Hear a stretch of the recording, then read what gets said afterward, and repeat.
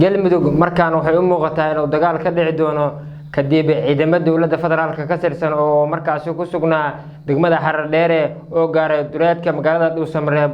waxaan kula wadaagi doonaa wararkii ugu dambeeyay iyo kulan ay yeesheen taliyaha Soomaaliya oo taliyaha hay'adda NISA Mahad Maxamed Salaade iyo madaxweynaha Soomaaliya Xasan Sheekh Maxamuud xilli mucaaradka iyo markaasi taliyaha NISA lagu wada inay ku kulmaan magaalada caasimadda Muqdisho si ay kaga hadlaan xaaladda dalka iyo markaasi waxyaabaha ka soo cusboonaanaya deegaanada maamulka Galmudug. marka hore soo dhawaada daawadayaal, taariikhdu waxay ku aasaysan tahay 30 waa markaasi bishii shanaad ee May ee sanadda 2026.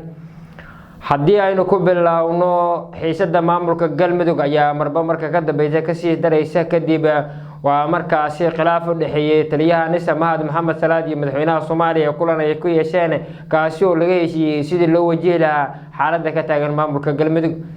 taliyaha NISA Mahad Maxamed Salaade oo musharax u taagan xilka madaxweynaha maamulka Galmudug oo kula loolamayo Axmed Cabdi Kaariye Qorqore iyo markaasi Liibaan Shuluq oo musharax ay si weyn u taageeraysa dowladda federaalka Soomaaliya oo ku tartamaya xisbiga kaarka GSB ayaa kulan waxay ku yeesheen magaalada caasimadda Muqdisho. kadib waxay kaga hadleen xaaladda siyaasadeed ee ka jirta maamulka Galmudug.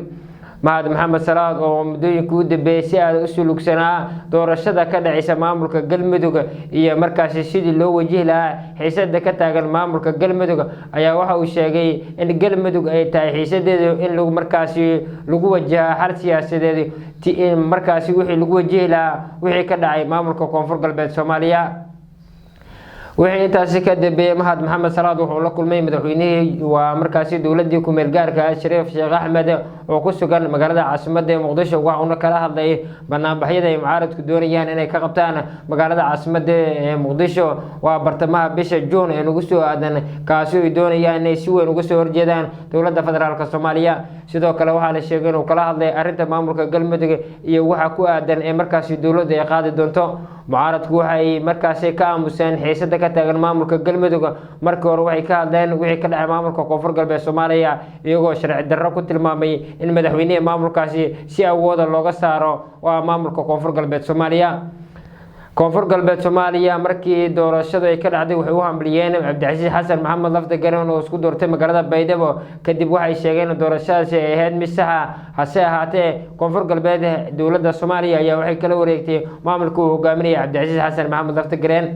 Galmudug waa madasha markaasi si weyn loo hadal hayo arrimaha markaasi siyaasadda Soomaaliya. Axmed Cabdi Kaariye Qorqore isagu wuxuu ku sugan yahay magaalada Dhuusamareeb ee caasimadda maamulkaasi. waxa uu doonaya in doorasho uu ka qabto halkaasi. hase ahaatee dowladdu waxay doonaysaa doorasho qof iyo cod inay ka qabato deegaanada maamulka Galmudug.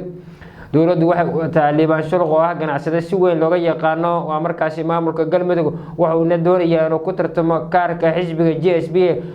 sidoo kale waxaa dhanka dowladda ka socda Mahad Maxamed Salaade taliyaha NISA oo sheegay in doorashadani markaasi lagu wajaho qaab cadaalad oo furan sidii doorashooyinkii ka dhici jiray dalka. hase ahaatee dowladdu waxay doonaysaa inay halkaasi geyso waa Liibaan Shuluq oo ganacsade aad looga yaqaano deegaanada maamulka Galmudug.